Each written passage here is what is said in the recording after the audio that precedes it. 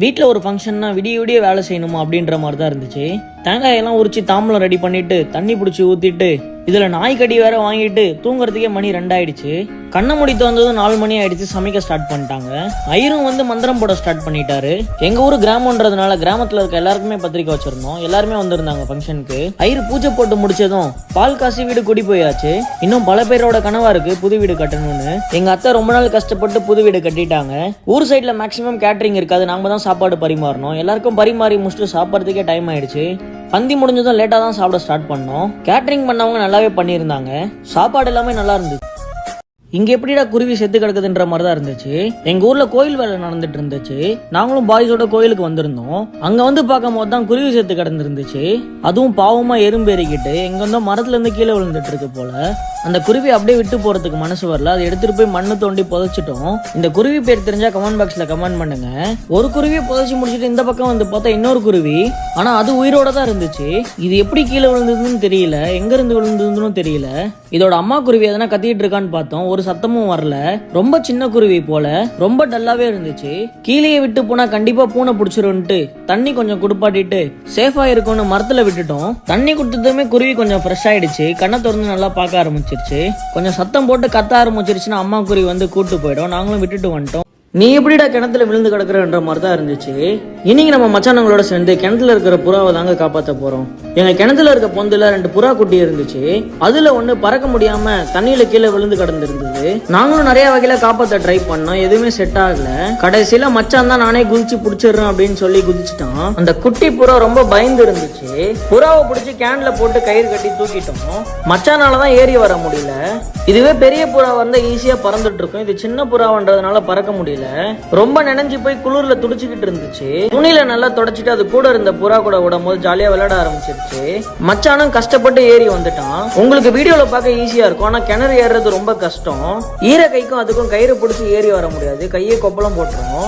மச்சான் வேற லெவல்ல ஏறி வந்துட்டான். புறாக்கு தீனியும் தண்ணியும் கொடுத்துட்டு அதோட கூண்டுல விட்டுட்டோம். அதுவும் ஜாலியா உள்ள போய் சேஃப் ஆயிடுச்சு. சின்ன ஓனம் எப்போ இவ்வளவு பெரிய முட்டை போடுதுன்ற மாதிரிதான் இருந்துச்சு. மச்சானங்களோட கொல்லியில வரப்பு கழிச்சிட்டு இருந்தோம். ஒரு ஓன முட்டை மம்டியில மாட்டி நசுங்கிடுச்சு. முட்டை நசுங்கி அதுல இருக்கிற ஓனாவும் செத்து போயிடுச்சு. வீடியோலயே பாருங்க எந்த அளவு இருக்குன்னு. இந்த முட்டை கூடவே ஒரு 5 முட்டை இருந்துச்சு. சின்ன வயசுல யார் யாரெல்லாம் ஓனா சண்டை விட்டுருக்கீங்கன்னு கமெண்ட் பாக்ஸ்ல கமெண்ட் பண்ணுங்க. எல்லா முட்டையும் குட்டி குட்டியா குளங்கள் சைஸ்ல இருந்துச்சு. ஓனா ஒரே டைம்ல எல்லா முட்டையும் போடுமா இல்ல ஒரு நாள் ஒரு முட்டை போடுமான்னு கமெண்ட் பாக்ஸ்ல கமெண்ட் பண்ணுங்க. பெரிய ஓனாவா இருந்தா கண்டிப்பா அடிச்சிருப்போம். அதை முட்டைன்றதுனால நாங்களும் எதுவும் பண்ணல, உரமா வச்சு வந்துட்டோம்.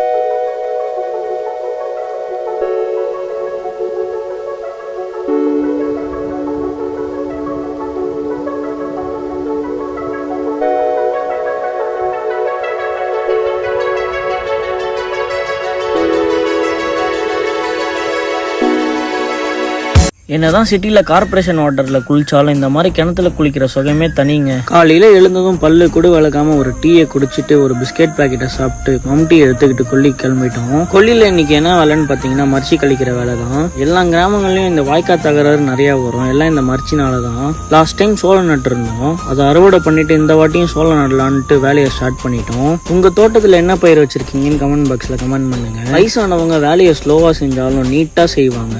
மச்சான் மர்ச்சியை கொத்தும் போது ஓனா முட்டை ஒன்று மம்டியில் மாட்டிக்கிச்சு. கூடவே 5 ஓனா முட்டை கிடைச்சது. அதை சேஃபாக ரெஸ்கியூ பண்ணி வேற இடத்துல வச்சுட்டோம். சின்ன ஓனா எப்போ இவ்வளவு பெரிய முட்டை போடுதுன்ற மாதிரிதான் இருந்துச்சு. மச்சானங்களோட கொல்லியில வரப்பு கழிச்சிட்டு இருந்தோம். ஒரு ஓனா முட்டை மம்டியில மாட்டி நசுங்கிடுச்சு. முட்டை நசுங்கி அதுல இருக்கிற ஓனாவும் செத்து போயிடுச்சு. வீடியோலயே பாருங்க எந்த அளவு இருக்குன்னு. இந்த முட்டை கூடவே ஒரு 5 முட்டை இருந்துச்சு. சின்ன வயசுல யார் யாரெல்லாம் ஓனா சண்டை விட்டுருக்கீங்கன்னு கமெண்ட் பாக்ஸ்ல கமெண்ட் பண்ணுங்க. எல்லா முட்டையும் குட்டி குட்டியா குளங்கள் சைஸ்ல இருந்துச்சு. ஓனா ஒரே டைம்ல எல்லா முட்டையும் போடுமா இல்ல ஒரு நாள் ஒரு முட்டை போடுமான்னு கமெண்ட் பாக்ஸ்ல கமெண்ட் பண்ணுங்க. பெரிய ஓனாவா இருந்தா கண்டிப்பா அடிச்சிருப்போம். அதை முட்டைன்றதுனால நாங்களும் எதுவும் பண்ணல, உரமா வச்சுட்டு வந்துட்டோம். 8 மணி ஆனதும் எங்க அம்மா சாப்பாடு செஞ்சுட்டான்னு கொண்டு வந்துட்டாங்க.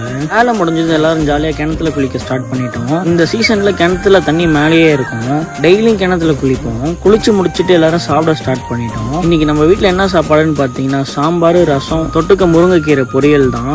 நல்லா உடம்பு வலிக்க வேலை செஞ்சுட்டு வயிறு முட்டை சாப்பிட்றதே ஒரு தனி சுகம் தான். என்னதான் ஹோட்டல்ல போய் ஏசி ரூம்ல உட்காந்து சாப்பிட்றத விட இந்த மாதிரி ஃபேமிலியோட கொல்லியில உட்காந்து சாப்பிட்றதே ஒரு தனி சந்தோஷம். இன்னைக்கு நம்ம கொல்லியில என்ன வேலைன்னு பாத்தீங்கன்னா எருவள்ளி கொட்டுற வேலை தான். காலையில ஒரு 6:30 மணிக்கெல்லாம் வேலையை ஸ்டார்ட் பண்ணிட்டோம். டைம் 8:30 மணி மேல ஆயிடுச்சு. பசியும் எடுக்க ஆரம்பிச்சிருச்சு. எங்க தாத்தாக்கெல்லாம் டான் 8 மணி ஆனா பசி எடுக்க ஆரம்பிச்சிரும். பசி வந்தா அவர் அவராவே இருக்க மாட்டாரு. அடிக்கிற வெயிலுக்கு காலங்காத்தால இளநீ குடிச்சா எப்படி இருக்கும்? இன்னைக்கு நம்ம வயல்ல வேலையெல்லாம் செஞ்சு முடிச்சுட்டு தாத்தாவோட சேர்ந்து இளநீ தாங்க வெட்டி குடிக்க போறோம். 2 பேர் இளநீ குடிக்கிறதுக்காக பெரிய மரத்துல ஏறினா கஷ்டமா இருக்கும்னு சின்ன மரத்துல ஏறிட்டேன். மரத்துல ஏறி பார்த்தா மொத்தமா 3 காய் தான் இருந்துச்சு. அதுலயும் ஒரு காய் கெட்டு போய் இருந்துச்சு. இப்போதான் மரம் பூ வச்சிருக்கு, இதுக்கப்புறம் தான் காய் வைக்கும் போல. உங்க ஏரியால இளநீ எவ்வளவுக்கு விற்கிறாங்கன்னு கமெண்ட் பாக்ஸ்ல கமெண்ட் பண்ணுங்க. காலங்காத்தால ஃப்ரெஷ்ஷா இளநீ குடிக்கும் போது டேஸ்டே தனி, சில்லுன்னு இருந்துச்சு. ஆளுக்கு ஒரு காயை வெட்டி குடிச்சிட்டு 3வது ஒரு காயை வெட்டும் போது தான் கெட்டு போய் இருந்துச்சு. அதுலயும் அது பாதி தேங்காய். சரி, கிணத்துல மீனுக்கு இறைய போட்டுடலான்னு தாத்தாவும் நோண்டி எடுத்துட்டாரு. இளநீ குடிச்சிட்டு வழுக்க சாப்பிடலன்னா எப்படி? வழுக்க நல்லா கல்தோசை பதத்துல இருந்துச்சு. வெறும் வயிற்றுல தேங்காய் சாப்பிட்டா வயிற்று புண்ணெல்லாம் சரியாகும்னு சொல்லுவாங்க. டேஸ்ட் நல்லாவும் இருக்கும். அதுலயும் இதுல தேங்காய் பால் போட்டு குடிச்சா அல்டிமேட்டா இருக்கும். ஒரு வாட்டி ட்ரை பண்ணி பாருங்க, டேஸ்ட் சூப்பரா இருக்கும். கெட்டு போன தேங்காய மீனுக்கு போட்டு நாங்களும் கிளம்பிட்டோம். உங்களுக்கு விவசாயம் பிடிக்கணும் கிரீன் கலர் ஆட்டை கமெண்ட் பண்ணுங்க. எங்க பாட்டியும் எல்லாருக்கும் சேர்த்து சாப்பாடு செஞ்சு கொல்லிக்கு கொண்டு வந்துட்டாங்க. எங்க பாட்டி செய்யற சாப்பாடு வேற லெவல்ல இருக்கும்.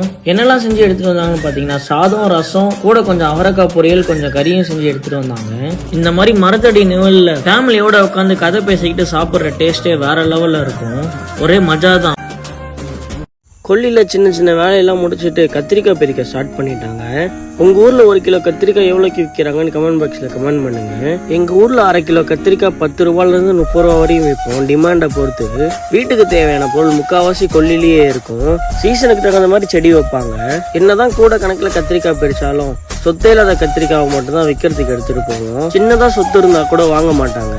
பெரிச்ச கத்திரிக்காய் எல்லாம் எடுத்துட்டு போய் வீட்டுல போய் கொட்டி நல்ல கத்திரிக்காயெல்லாம் தனியா எடுத்து வச்சு விற்கிறதுக்கு வச்சுப்போம். மீதி இருக்க சொத்து உள்ள கத்திரிக்காய் நாங்க எடுத்துக்கிட்டு எங்க அத்தை வீட்டுக்கு கொஞ்சம் கொடுத்துட்டு மீதி இருக்கிறத மாட்டுக்கு போட்டுருவோம். 5 கிலோ கத்திரிக்காய் பெரிக்கிறோம்னா அதுல 2ல இருந்து 2.5 கிலோ சொத்துலயே போயிடும். மீதியை தான் விற்கணும். தாத்தா எடுத்துட்டு போய் வித்துட்டு வந்துருவாரு. 10 ரூபாய்க்கு யாருன்னா புளிச்சக்கீரை கட்டு விற்பாங்களா? எங்க தாத்தா விற்கிறாருங்க. வாய்க்கால் ஓரம் நட்டு வச்சு அந்த புளிச்சக்கீரை எல்லாமே வளர்ந்துருச்சு. வீட்டுக்கு தேவையான கீரையெல்லாம் எடுத்துக்கிட்டு மீதியை வித்துடலான்னு முடிவு பண்ணிட்டாரு. அப்படியே விட்டுட்டா எல்லா கீரையும் முத்தி போயிடும். பெருசா இருக்க கீரையெல்லாம் புடுங்கி தண்ணியில வாஷ் பண்ணிட்டு கட்ட ஸ்டார்ட் பண்ணிட்டாரு. 10 ரூபாய்க்குலாம் அந்த கத்தை ரொம்ப வருத்துங்க. சென்னையிலலாம் இதை தாராளமா வாங்கிப்பாங்க. இங்க அதை வாங்குறதுக்கே மேலையும் கீழையும் பாக்குறாங்களாம். எல்லா கத்தையும் வீட்டுக்கு எடுத்துட்டு போய் வச்சுட்டு சாப்பிட்டு விற்கிறதுக்கு கிளம்பிட்டாரு. மெய்யழகன் படத்துல வர மாதிரி இந்த சைக்கிளுக்குன்னு ஒரு தனி பிளாஷ்பேக் இருக்கு. கொரோனா டைம்ல இந்த சைக்கிள்ல தாங்க சென்னையில இருந்து நான் ஊருக்கு வந்தேன். எல்லா கத்தையும் தாத்தா ஊர்லயே வித்துட்டாரு. அவருக்கும் டைம் பாஸ் ஆச்சு, கை செலவுக்கும் காசு கிடைச்சிச்சு. நீங்க எல்லாரும் இந்த பழம் சாப்பிட்ருக்கீங்களா? இந்த பழத்தோட தமிழ் பேரு தெரிஞ்சா கமெண்ட் பாக்ஸ்ல கமெண்ட் பண்ணிடுங்க. பாய்ஸோட ஸ்விம்மிங் பூல் வந்திருந்தோம். நான் வேடிக்கை பார்க்க தான் போனேன். அப்பதான் இந்த மரத்தை பார்த்தேன். அங்க இருக்க அண்ணன்ட்ட பர்மிஷன் வாங்கிட்டு மரத்துல ஏறி அந்த பழத்தை பறிக்க ஸ்டார்ட் பண்ணிட்டேன். இந்த பழத்தோட இங்கிலீஷ் பேர் வாட்டர் ஆப்பிள்னு போட்டிருந்துச்சு கூகுள்ல. அவர்கிட்ட கேட்டதுக்கு நீர் முந்திரின்னு சொன்னாரு. ஆனா கூகுள்ல போட்டா தமிழ் பேர் வரல. உங்களுக்கு தெரிஞ்சா கமெண்ட் பாக்ஸ்ல கமெண்ட் பண்ணிடுங்க. நானும் கை கெட்டின அளவுக்கு பழத்தை பறிச்சு போட்டு இறங்கி வந்து பழத்தை டேஸ்ட் பண்ணா வேற லெவல்ல இருந்துச்சு. இந்த பழத்துல தண்ணி தான் அதிகமா வந்துச்சு, அதுவும் செம்ம ஃப்ரெஷ்ஷா இருந்துச்சு. பழத்தெல்லாம் கிளீன் பண்ணிட்டு பாய்ஸ் எல்லாருக்கும் கொடுக்க ஸ்டார்ட் பண்ணிட்டேன். எல்லாரும் குளிச்சுட்டு வந்து டேஸ்ட் பண்ண ஸ்டார்ட் பண்ணிட்டாங்க. இவங்க கூட வேடிக்கை பார்க்க போனதுக்கு ஒரு பேக் ஃபுல்லா பழம் கிடைச்சது. நானும் பேக் பண்ணி வீட்டுக்கு எடுத்துட்டு வந்துட்டேன்.